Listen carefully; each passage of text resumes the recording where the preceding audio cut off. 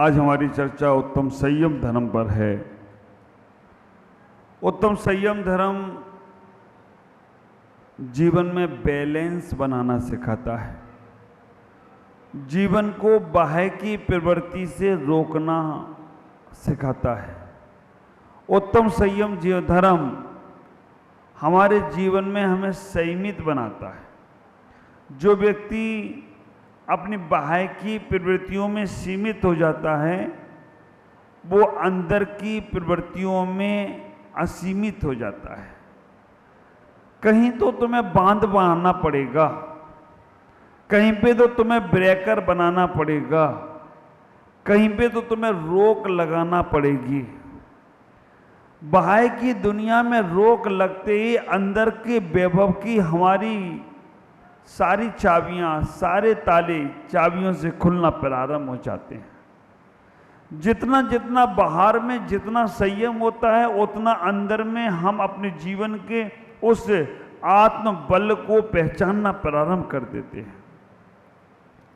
संयम का मतलब हमारे आचार्यों ने पूजाओं में, ग्रंथों में आपने पढ़ाई है, काय छह प्रतिपाल, पंचेंद्री मन वश करे, संयम रत्न संभाल, विषय चोर बहु फिरत हैं। मतलब क्या? काय छह प्रतिपाल, छह प्रकार की काय कौन कौन सी है?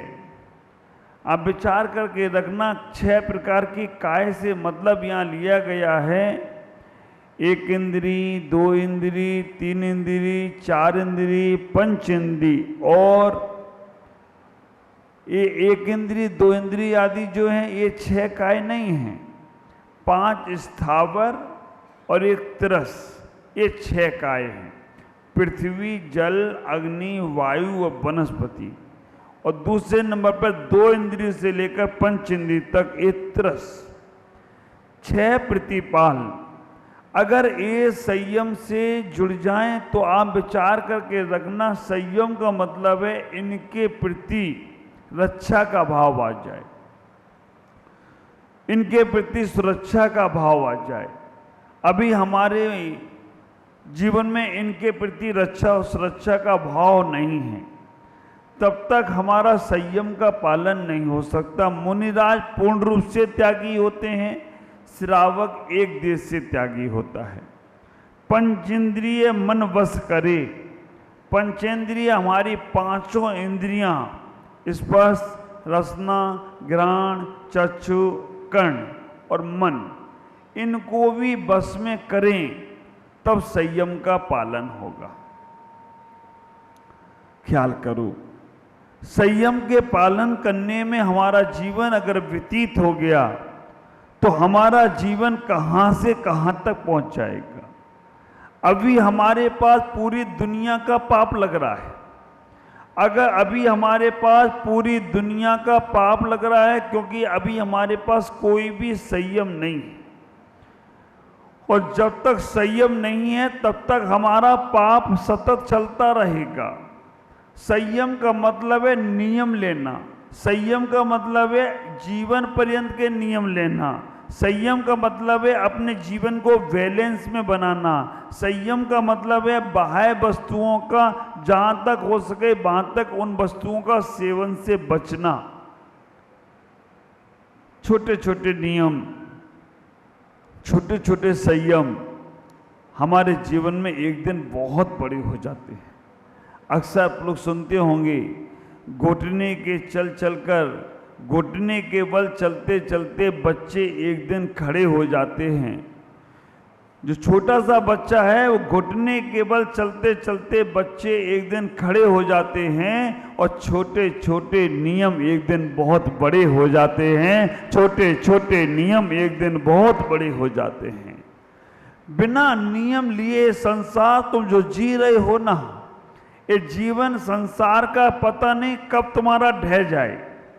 और अगर छोटा सा भी नियम तुम्हारे जीवन में है, छोटा सा संयम भी तुम्हारे जीवन में है, तो विचार करके रखना, कहीं भी तुम डूबते हो तो डूब जाना, लेकिन संयम तुम्हें इस भाव से पार लगा दे तो कोई आश्चर्य नहीं होगा। छोटा सा व्रत, छोटा सा नियम, छोटा सा संयम। मुनिराज के पास 5 संयम होते हैं, मालूम? सामायिक, छेतो स्थापना, परिहार विशुद्धि, सूक्ष्म संप्राय, यथाख्यात, ये 5 संयम का आपके मुनिराज पालन करते हैं। सामायिक संयम का मतलब क्या है? सामायिक संयम का मतलब है अपने आप में शांत चित्त होना। आंख पे आंख बंद करना तो बहुत आसान है, हाथ पे हाथ रख के बैठ जाना भी बहुत आसान है, लेकिन मन को रिलैक्स देना, मन के विकल्पों से बचना, समझ के रखना, तो तुम्हारा सामायिक चारित्र होगा। सामायिक चारित्र के लिए आचार्यों ने कह दिया, समता सर्वभूतेषु संयमा स्वभावना आत्मरोध परित्यागा इति सामयिकम मता। जो समता का भाव रखता है, कैसा भी परिस्थिति आ जाए, समता सर्वभूतेषु संयमा स्वभावना, संयम की भावना रखता है, आर्तरोध परित्यागा, आर्तरोध ध्यान का परित्याग करता है।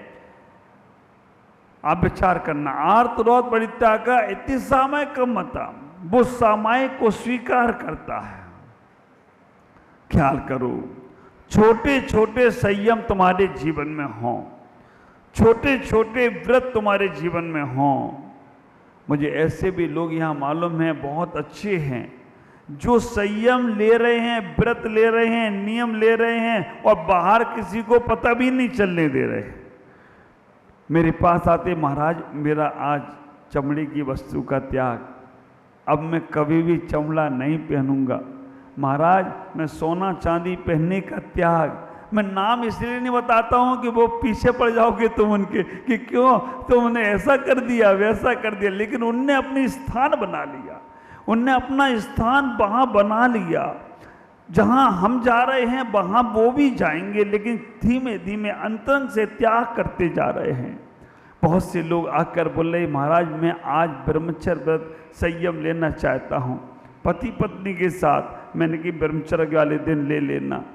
ख्याल करो, अगर आपके मन में कोई नियम का भाव है, शक्ति के अनुसार उसे जरूर ले लेना, क्योंकि 3 चीजें हैं जो कल पे डालोगे कल नहीं आएगा, काल तो आ जाएगा। 3 चीजें, अगर तुम्हारे मन में शक्ति है, मन में संकल्प है कि हम ऐसा नियम का पालन कर सकते हैं, तो आप उसी वक्त नियम लेने का भाव बना लेना, क्योंकि आज शरीर में शक्ति है तो कर सकते हो। हाँ, जैसे आज हमारी बबीता बहन ने नियम लिया कि मैं बाजार की वस्तुओं का त्याग, महीने में 5 दिन का ही छूट रखकर हम बाजार की वस्तुओं का त्याग कर रहे हैं महाराज। लेकिन अपने होश पूर्वक, अगर मैं कहीं कोमे में चली जाऊं, बेहोश हो जाऊं, मुझे होश ना रहे और कहीं खाने को कोई खिला दे, उसकी छूट, कितना बड़ा पुण्य अर्जन कर लिया। आप विचार करके रखना, आप अपने जीवन में कुछ ना कुछ छोटा सा भी नियम बना लिया, छोटा सा भी संयम बना लिया। मैं हमेशा कहता हूं, पैसा कमाने के बहुत साधन हैं, कहीं से भी तुम पैसा कमा सकते हो। पैसा कमाने के 36 तरीके हैं, लेकिन पुण्य कमाने के केवल और केवल 4 तरीके हैं।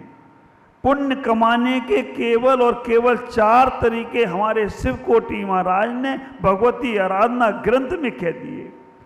पहले नंबर पे कहा कि हमें रोज प्रत्येक दिन, अगर जैन श्रावक हैं, अगर जैन कुल में जन्म लिया है और हमारा शरीर स्वस्थ है, हम कर सकते हैं, तो हमें भगवान का अभिषेक जरूर करना चाहिए। क्योंकि अभिषेक भगवान का जब हम करते हैं, जल तो उनके ऊपर जाता है, लेकिन कर्म हमारे साफ होते हैं।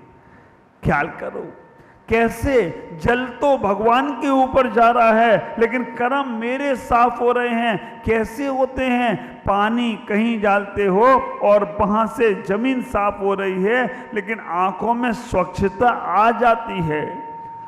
कहीं कीचड़ पड़ा हो, वहां अगर पानी डाल के सफाई कर दी जाए तो वहां तो जमीन साफ हुई, लेकिन मन कितना अच्छा होता है, चलो अब साफ सुथरा हो गया। जैसे जमीन पर पानी डालने से जमीन साफ होते ही मन में अच्छा लगता है, वैसे ही भगवान के ऊपर जल धारा छोड़ते ही हमारी आत्मा को अच्छा लगता है। इसने मुझे मेरे कर्मों से मुक्त कराने का प्रावधान कर दिया। हमारे अजित भाई कभी नहीं करते थे, कल बैठे बैठे भाव आ गया, कल भी कर लिया, आज भी कर लिया। आप ख्याल करना, कम से कम पर्यूषण के 10 दिन हर किसी को करना चाहिए। 80 के चैतालय गया तो संजय भाई भी तैयार थे, महाराज हमें भी करना है, बाकी के लोग तो कर रहे हैं। मैं आपसे कहना, बहुत से लोग ऐसे भी हैं जिनकी भावना तो है, लेकिन शरीर की अस्वस्थता के कारण से नहीं कर पा रहे हैं। बहुत से लोग हैं जिनके पास टाइम नहीं है, इसलिए नहीं कर पा रहे हैं। बहुत से लोग हैं जिनका मन ही नहीं होता कि अब से करना। अब आप विचार करना, कहाँ जाकर आप पाप कर्मों को धोगे। इतना तो जीवन में पुण्य कमा लो, 3 लोक के नाथ के हमें अभिषेक करना है। पहला कारण पर्यूषण में मैं चाहूंगा एक दिन तो जरूर, जो कर सकते हैं, जिनकी शरीर अस्वस्थ है, जिनको कभी कोई बीमारी ऐसी हो गई है, वो अनुमोदना करके ही पुण्य कमाएंगे। बाकी की जो कर सकते हैं, छोटे छोटे बच्चों को भी लगाने का प्रयास करो। संयम पहला पुण्य कमाने का साधन है, पहला अभिषेक। दूसरे नंबर पर नगर में साधु आए, अगर समाज की अनुकूलताएं व्यवस्थाएं हों तो अपने घर पे चौका लगाकर आहार दो, क्योंकि साधु शमशान में भी साधना कर लेता है, साधु सब जगह चला जाता है, लेकिन बड़े पुण्यशाली, भागशाली, सौभाग्यशाली होते हैं जिनके घर में साधु को आहार चौका लगाकर आहार देने का मौका मिल जाए। अपने घर पर 3 लोग के, हम भगवान को अपने घर नहीं ले जा सकते। हमारे भगवान मंदिर से बाहर निकलेंगे तो नगर भ्रमण करके आएंगे। केवल और केवल तुम्हारे साधु जो निर्गंत मुनि हैं, उन्हें अपने घर पर चौका लगाकर आहार का भाग मिल जाए, पुण्य मिल जाए। अनुकूलताएं समाज की देखकर हमें कहीं विरोध नहीं करना है, कहीं हमें विपरीत नहीं जाना है। समाज की अनुकूलता हो, वातावरण की अनुकूलता, जरूर आहार देना, घर चौका लगा के आहार देना। नहीं मिल पाए माहौल ऐसा हो तो जहां साधु का आहार हो रहा है वहां जाकर साधु को आहार जरूर दे लेना। दूसरा पुण्य कमाने का साधन, दूसरा पुण्य कमाने का साधन है, अगर आपके नगर में कभी कोई साधु आते हैं उन्हें जरूर आहार दीजिएगा, क्योंकि आहार वो तुम केवल साधु के हाथ में नहीं रख रहे हो, आप ज्ञान दान भी कर रहे हो, सामायिक का भी दान कर रहे हो, स्वास्थ्य का भी दान कर रहे हो, संयम का भी दान कर रहे हो। सारा का सारा पूरे 24 घंटे साधु जो क्रिया करेगा उस क्रिया का पुण्य साथी से तुम्हें मिलता चला जाए तो कोई आश्चर्य की बात नहीं है। ये है दूसरा पुण्य, टेकना। इस पुण्य को लूटने के लिए लालायित होना कि कभी हमें आहार देने का एक बार तो मौका मिले। तीसरे नंबर का पुण्य आचार्यों ने कहा है कि जीवन में संयम जरूर लेना, कोई ना कोई व्रत नियम संयम जरूर लेना। इतना ही ख्याल करके रखना, बिना नमक का भोजन गले के नीचे नहीं उतरता है, बिना ब्रेक की गाड़ी मंजिल पे नहीं पहुंचाती है, बिना नींव का मकान कब ढह जाए कोई भरोसा नहीं है, और बिना नियम का श्रावक निर्गंथ, बिना नियम का श्रावक कब उसका पतन हो जाए कोई भरोसा नहीं है। इसलिए भोजन में नमक जरूरी है, गाड़ी में ब्रेक जरूरी है, मकान में नींव जरूरी है, उसी प्रकार से हमारे जीवन में नियम जरूरी है। अगर तुम्हारे जीवन में नियम है तो समझ के रखना, अब तुम्हारे पास पक्का सब कुछ मिल गया। देखो, अगर हम कहीं सफर करते हैं, ट्रेन से सफर करते हैं, ट्रेन से सफर करते समय अगर हमारे पास टिकट है तो हमारे ट्रेन से हमें कोई उतारेगा नहीं।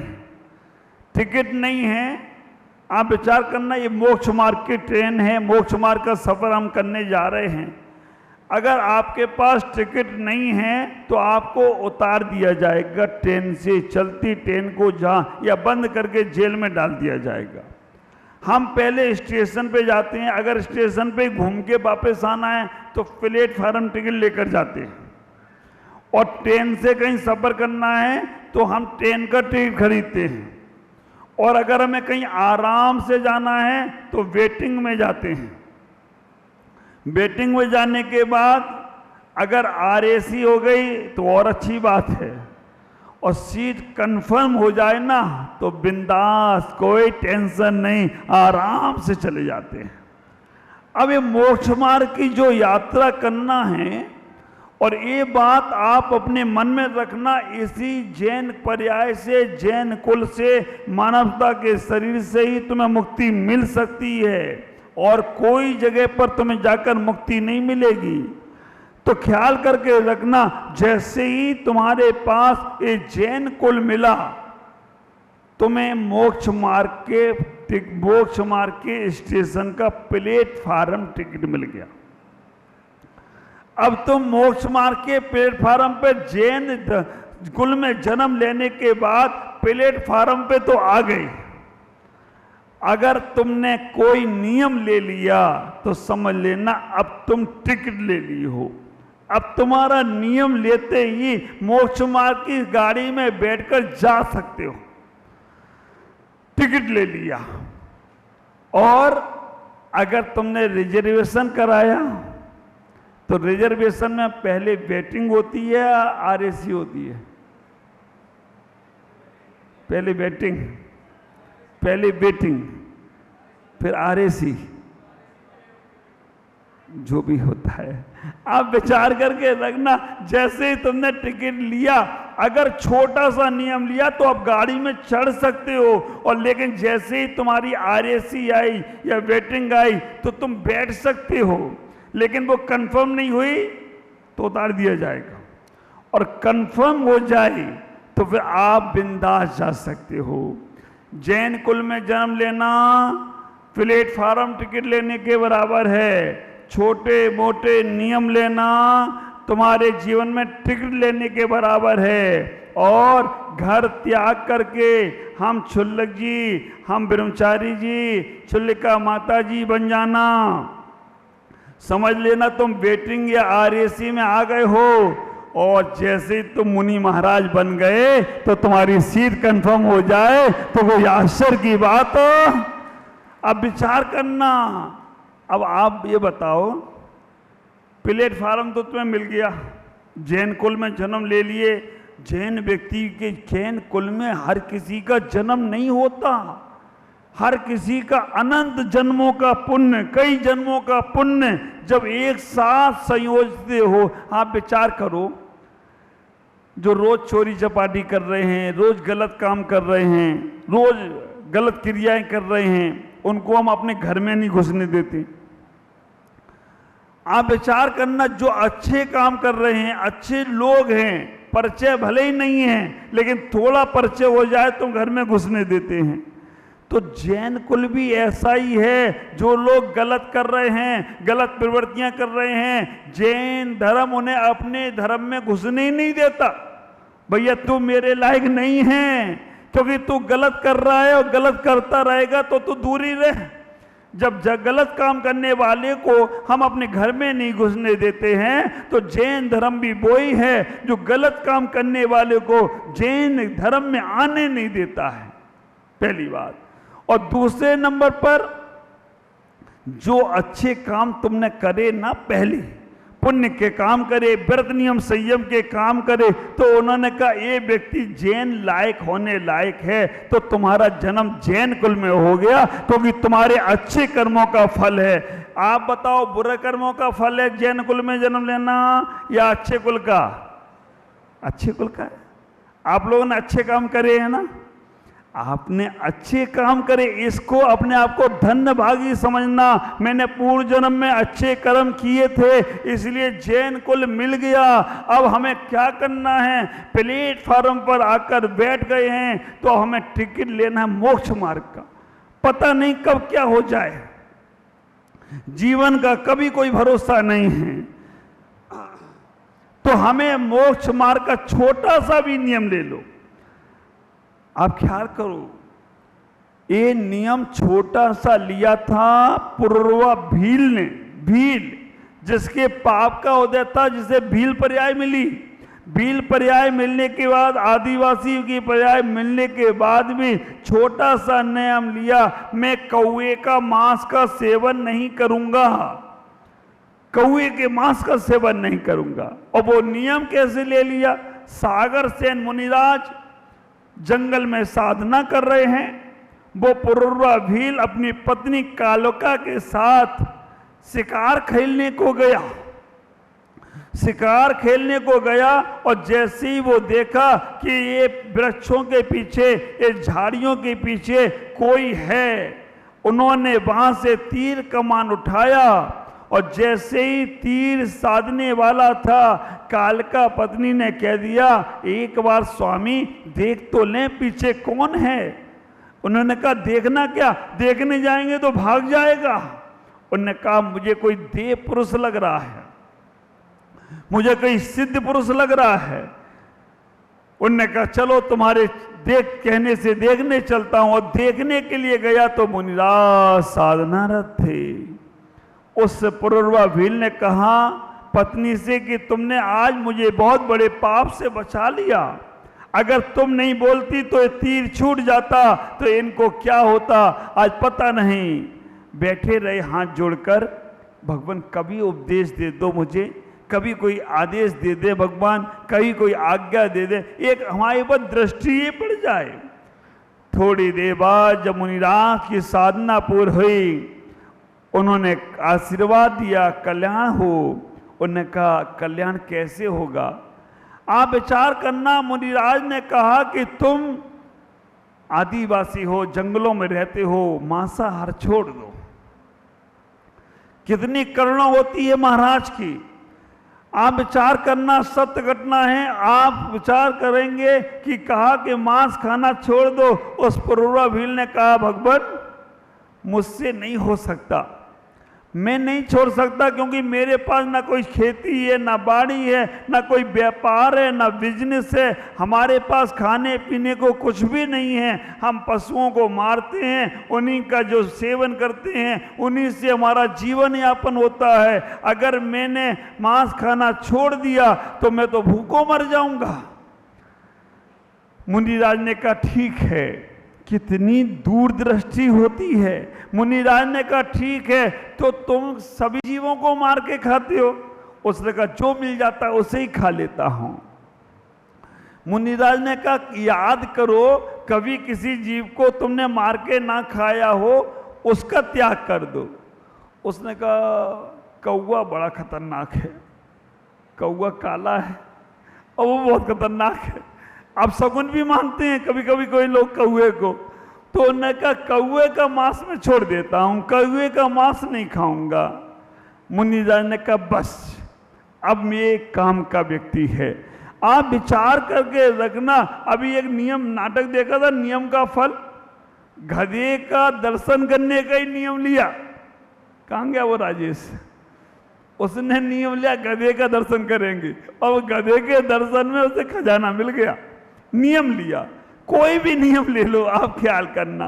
तो उसने नियम ले लिया कौवे के मांस का सेवन नहीं करेंगे। वो पुरुरवा भील की पर्याय में रहकर नियम लिया। और एक बात का ख्याल रखना कि जैसे ही नियम लोगे परीक्षा जरूर होगी।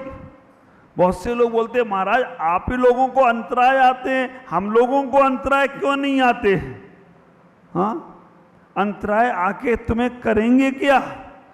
बाल निकल जाए तो बाल निकाल के तुम बाकी का माल सर कर जाते हो। हमें तो आश्चर्य ये लगती है, अगर मक्खी भी आ जाए तो मक्खी, आदमी कितना अवसरवादी है। पानी में मक्खी गिर जाए तो पानी फेंक देता है, और दूध में मक्खी गिर जाए तो मक्खी फेंक देता है। पानी में मक्खी गिरे तो कहता है पानी में मक्खी गिर गई नहीं पीऊंगा, और घी में मक्खी गिर जाए तो आज तक घी फेंका। इतने अवसरवादी हो। रामलाल की बारात में जाओ और श्यामलाल की बारात में बैंड अच्छा बज रहा हो तो रामलाल छोड़ तुम श्यामलाल में चले जाते हो, चलो यही मजा आएगा। तो विचार करके रखना। उन्होंने कहा कि तुम नियम ले लो, कौवे के मांस का सेवन नहीं करेंगे। और जब नियम लिया तो परीक्षा होती है। जो गाड़ी, जब हम लोगों के अंतराय हो जाते थे, आचार्य के पास जाते थे कि महाराज इनका अंतराय हो गया।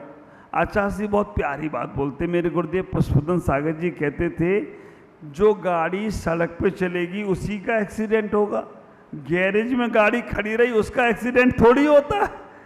तो भाई ये गाड़ी चल रही है मोक्ष मार्ग पे तो एक्सीडेंट तो होगा ही होगा ना। और अगर गैरेज में खड़ी हो, अब उपवास करने वाले का अंतराय होता है क्या? आहार करने वाले ही को अंतराय होगा ना, जो उपवास कर रहा है उसका क्या का अंतराय? ख्याल करना। इतना ही हुआ, उसने जैसे ही त्याग किया अचानक घटना घटी, बीमार पड़ गया। बीमार पड़ने के बाद बहुत दूर दूर से वैद्य आए, हकीम आए, सबने देखा। उन्होंने कहा ये बीमारी तो समझ में ही नहीं आ रही है, ये बीमारी कौन सी है? बहुत दूर से एक वैद्य आया, उसने कहा हम समझ गए ये बीमारी लाखों में एक को होती है, और ये बीमारी जिसको हो जाए वो बच नहीं सकता, वो तो जाएगा ही जाएगा। उसकी पत्नी ने कहा कुछ तो इलाज बताओ। उन्होंने कहा एक इलाज हो सकता है, हमारे पूर्वज कहते थे कि जब कोई दवाई काम ना करे तो बिल्कुल अलग से एक दवाई बनाई है जाए जिससे काम में आ जाए। तो फिर कौन सी? उन्होंने कहा इसको कौवे के मांस का सूप पिलाना पड़ेगा। पत्नी ने कहा ठीक है, मैं तो कौवे हमारे बाजू में रहते हैं, उनसे लाके पिला दूंगा। लेकिन उस भील को देखो, पुर्रा भील को देखो, उसकी भव्यता को देखो। उसने कहा नहीं, मैंने मुनिराज से नियम लिया, भले ही मैं क्षत्रिय नहीं हूं लेकिन क्षत्रिय धर्म का पालन करूंगा, प्राण जाए पर वचन नहीं जाए। उसने कहा मैं नियम पालन करूंगा, मैं कौवे के मांस का सूप नहीं लूंगा। और आप विचार करके रखना, उसके उस नियम के कारण से वो स्वर्ग मरण को प्राप्त हुआ, स्वर्ग में देव हुआ, और अंत में जाकर वही भील 24वें तीर्थंकर भगवान महावीर बने हो तो कोई आश्चर्य की बात नहीं है। विचार करना। बोलो भगवान महावीर स्वामी की। ये उदाहरण वो हमें दे के गए हैं। आप अपने जीवन में नियम बनाने का प्रयास करो। जो चीजों का आप सेवन नहीं करते हो, जो चीजें आप अपने जीवन में इस्तेमाल नहीं करते हो, कम से कम उन्हें तो छोड़ दो, संकल्प पूर्वक छोड़ दो। अभी तो तुम्हारे भाग्य न्यारे ब्यारे हो रहे हैं, तुम्हें तुम्हारे पास गुरु मिले हैं, उनके सामने जाकर महाराज मैं इन चीज़ों का कभी सेवन ना किया था, ना करता हूँ, ना करूँगा, इनका मैं त्याग करता हूँ, इनका मैं नियम लेता हूँ। वो तुम्हारा नियम तुम्हारे अंदर ऊर्जा देने वाला होगा, पावर देने वाला होगा, एनर्जी देने वाला होगा। विचार करो। अपने जीवन में उन नियमों के पालन करने का एक बार सोचना। छोटा सा भी नियम, छोटा सा भी संयम। संयम में 3 शब्द है, सा या मा। संयम। आप विचार करके रखना, संयम में 3 अक्षर हैं। सा कहता है सिद्धत को पाना है, या कहता है यमराज से पीछा छुटाना है, माँ कहता है मुक्ति को जाना है, तो तुम्हें संयम को अपने जीवन में अपनाना है, अपने संयम से अपने जीवन को व्यवस्थित करने का प्रयास करना है। ख्याल करो, ये मानव पर्याय का सबसे उत्कृष्ट उदाहरण है। जो तुम्हें मानव पर्याय मिली है, इसका सबसे बड़ा उत्कृष्ट उदाहरण है जब भगवान के पंच कल्याणक होते हैं। पंच कल्याणक के समय देवता लोग आकाश से आते हैं, स्वर्ग से आते हैं, और भगवान की जब पालकी उठाने का समय आए तो लोग कहते हैं कि पालकी हम उठाएंगे। आप विचार करना, कहते हैं भगवान की पालकी उठाने के लिए देवता लोग अपनी स्वर्ग की सारी संपदा देने को तैयार हैं। सब कुछ ले लो, पालकी हमें उठा लेने दो। देवता यहां तक कहते हैं गर्व कल्याणक हमने मनाया, जन्म कल्याणक हमने मनाया, अब तब कल्याणक में हमें पीछे क्यों रखा जा रहा है? हमें संयम। आप विचार करना, आकाशवाणी होती है, जो भगवान की तरह बन सकता है, जो भगवान की तरह नियम संयम ले सकता है, वो ही भगवान की पालकी उठा सकता है। देवता कहते हैं मैं नियम नहीं ले सकता, मैं संयम नहीं ले सकता। उसी वक्त पहले मानव पालकी उठाता है, मनुष्य पालकी उठाता है। ख्याल करके रखना, देवताओं से भी ऊंचा पद है आपके पास, बस उसे समझने का प्रयास करो। व्रत नियम संयम नारकी नहीं ले सकते, देवता नहीं ले सकते, ये मनुष्य अपने जीवन में व्रत नियम संयम ले सकता है। तिर्यंच भी ले लेते हैं, तिर्यंचों के अंदर भी पंचम गुणस्थान बनने की व्यवस्था है। कब तक रहोगे तुम घर में? कब तक तुम्हारी घर की व्यवस्थाएं बनी रहेंगी? ये बात विचार करके रखना। घरों में रहकर, परिवारों में रहकर तुम अपने जीवन का संयम का पालन कब तक करते रहोगे? क्योंकि तुम्हारे अंदर जो भावनाएं हैं, वो भावनाओं को समझने का प्रयास करो। कहते हैं संयम जिसके पास होता है ना, वो जीवन में बहुत आगे बढ़ जाता है। नहीं तो स्थिति ये है, दिन प्रतिदिन हमारी स्थिति डाउन होती जा रही है। शरीर साथ छोड़ रहा है, मन में ज्यादा सोच विचार के विचार आने लग गए हैं, हमारा जीवन ऐसा होने लगा है कि क्या होगा। लेकिन संयम ले लोगे तो फिर तुम्हें ज्यादा चिंता की आवश्यकता नहीं। क्यों? क्योंकि संयमी व्यक्ति के पास सब कुछ संयम में आ जाता है। 3 प्रकार का संयम समझो, वाणी का संयम, मन का संयम और शरीर का संयम। वाणी का संयम इतना बना लो कि जो तुम्हारे मुख से अपशब्द निकलते हों, किसी की निंदाएं चुगली निकलती हों, किसी के बारे में गलत बोलना आता हो, तो आप वाणी का संयम बना लो कि जो जो करेगा करने दो, हम अपने मुख से उसके बारे में गलत नहीं बोलेंगे। आप विचार करके रखना, आपके ना गलत बोलने से आपकी एनर्जी बढ़ना प्रारंभ हो जाएगी, आपकी अंदर की इंटरनल साधना बढ़ना हो जाएगी शुरू, और आपको लगेगा कि आज मेरे वचनों में सिद्धि आ रही है। जो जैसा करेगा वो वैसा भरेगा। आप उनके बारे में गलत बोलकर उन्हें सुधार नहीं पाओगे, लेकिन आप अपने जीवन का सुधार बिगाड़ दोगे। वाणी का संयम, हम मुख से गलत नहीं बोलेंगे। मन का संयम, मन का संयम क्या है? मन में खाली बैठे फालतू के विचार मत करो। कभी खाली बैठे फालतू के विचार आते हैं तो विचार करके रखना, उन विचारों से अपने आप को दूर करने का प्रयास करो, कि नहीं तो तुम्हारा मन उपवास करने वाले बैठे हैं। वाणी का संयम तो है, क्योंकि शरीर में ताकत नहीं है तो आवाज नहीं हो पा रही है, लेकिन मन का भी संयम रखना है मेरे साधकों को। मन में अभी से प्लानिंग नहीं करना कि पारना के बाद हम क्या क्या खाएंगे। मन में अभी से नहीं सोचना पारना के बाद मेरा सम्मान होगा या नहीं होगा। मन में अभी से ही नहीं विकल्प करना, विचार करना कि मेरा शरीर कमजोर हो रहा है, बाद में हम कैसे उठेंगे, कैसे बैठेंगे। अरे आज का जीवन तुम्हारा अच्छा है ना, तो अच्छा ही होने वाला है। मन का संयम बना के रखो। काय का संयम, इस शरीर से हम कोई गलत काम नहीं करेंगे। एक काय का संयम भी तुम्हारे जीवन में होना चाहिए, नहीं तो हमारी स्थितियां बहुत नाजुक होती चली जा रही हैं। संयमी का दिन है, छोटे छोटे नियम आपके जरूर हों। ऐसे नियमों को बना लो जिन चीज़ों से कोई भला होने वाला नहीं है। ऐसे नियम बनाने का, लेकिन जबरदस्ती नियम नहीं लेना। कोई महाराज पीछे पड़ भी जाए, है ना।